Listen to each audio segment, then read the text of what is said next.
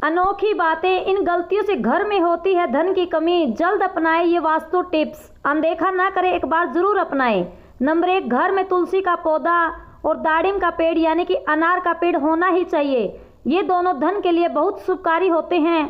तुलसी माता जगदम्बा का रूप है। जब भी तुलसी सूख जाए सावधान रहे, ये आपदा और धन के नाश का प्रतीक है।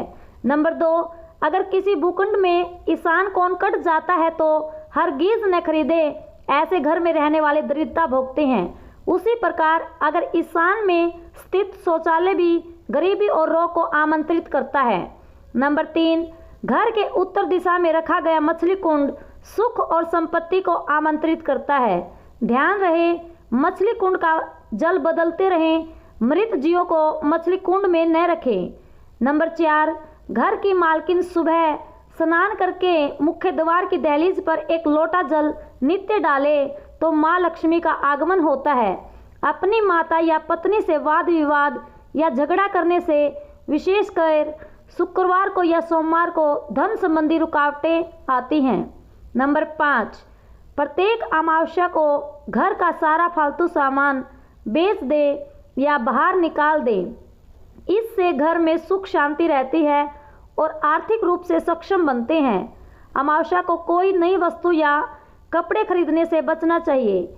नंबर 6, शाम के समय कोई मेहमान या सुहागिन स्त्री आती है तो उसका सम्मान करें, जल पान करवाएं, ये माँ लक्ष्मी के आने का संकेत है। नंबर 7, यदि गृह के आग्नेय कोण में पानी की मटकी या जल संचय की व्यवस्था गलती से हो गई हो तो उस दोष को कम करने के लिए उस स्थान के ऊपर एक लाल बल्ब 14 घंटे जला रहने दे। इस दोष के कारण खर्चे बहुत बढ़ जाते हैं। नंबर 8, एक नियम का पालन करें, प्रतिदिन घर के मंदिर में दीपक जलाए। घर की प्रथम रोटी गाय को एवं अंतिम रोटी कुत्ते को दे।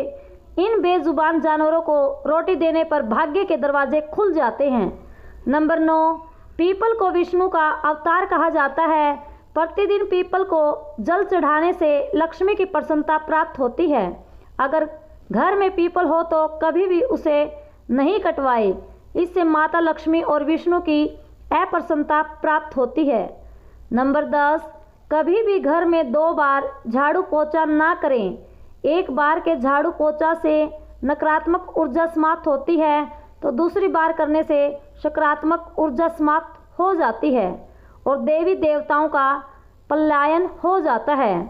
नंबर 11, घर के अग्नि कोण या पूर्व दिशा में या ईशान कोण या उत्तर और वायव्य कोण के बीच में अलमारी या तिजोरी रखने से खर्चे बढ़ते हैं और धन कम हो जाता है।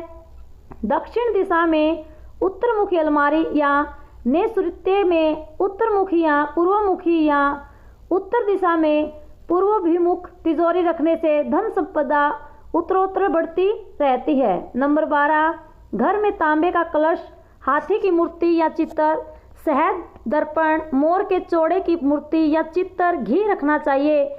मार्कंडेय पुराण के अनुसार ये वस्तुएं माँ लक्ष्मी को आमंत्रित करती हैं। इसके अलावा पूजा घर में स्वयं के कुल देवता या कुल देवी का स्थान जरूर होना चाहिए। नंबर 13, ईशान कोण में स्थित कमरे का दरवाज़ा पूर्वाभिमुख या उत्तराभिमुख रखने से धन की कमी नहीं रहती है। नंबर 14, घर के मध्य कोण को खाली होना चाहिए। ये ब्रह्मा का स्थान है। जब मध्य स्थान खाली होता है तो घर में सुख संपदा का वर्चस्व रहता है। नंबर 15, अगर जल निकासी की व्यवस्था ईशान कोण की तरफ हो तो धन के लिए बहुत लाभकारी रहती है। इसके विपरीत पश्चिम या नैऋत्य की और जल निकासी या नाला हो तो सुख और धन का नाश करता है। नंबर 16, जब पूर्व में स्नानाघर और वायव्य में या दक्षिण दिशा में शौचालय हो तो धन प्राप्ति में बाधक नहीं बनता, अन्य दिशाओं या कोण में प्रगति में बाधक बन जाता है। नंबर 17, ईशान यानी उत्तर पूर्व में जल संचय की व्यवस्था जैसे बोरिंग, कुआं, टैंक धन को बढ़ाने में बहुत सहायक होती हैं। जल पंच तत्वों में एक महत्वपूर्ण तत्व है। जल तत्वों का वास्तु में सही नियोजन धन संपदा बढ़ाने वाला माना गया है। नंबर 18, अगर किसी मंदिर में नीचे आंगन में गिरा हुआ सिक्का या पुष्प मिल जाए तो लाल कपड़े में बांध कर रखें। उसको अपने पूजा घर या धन स्थान में लाल कपड़े में रखे। ये प्रभु का आशीर्वाद माना जाता है और धन संपदा में आकस्मिक लाभ होता है। नंबर 19, वास्तुवेद मुख्य द्वार वेद से बचें। मुख्य द्वार या वास्तु के सामने खंबा, दीवार, पेड़ या सीढ़ियाँ होने से वेद होता है। ये सकारात्मक ऊर्जा को रोकता है और धन और प्रगति में बाधक बनता है।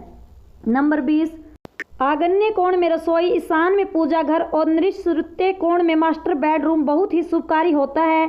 सुख संपदा और धन की उत्तरोत्तर प्रगति होती है।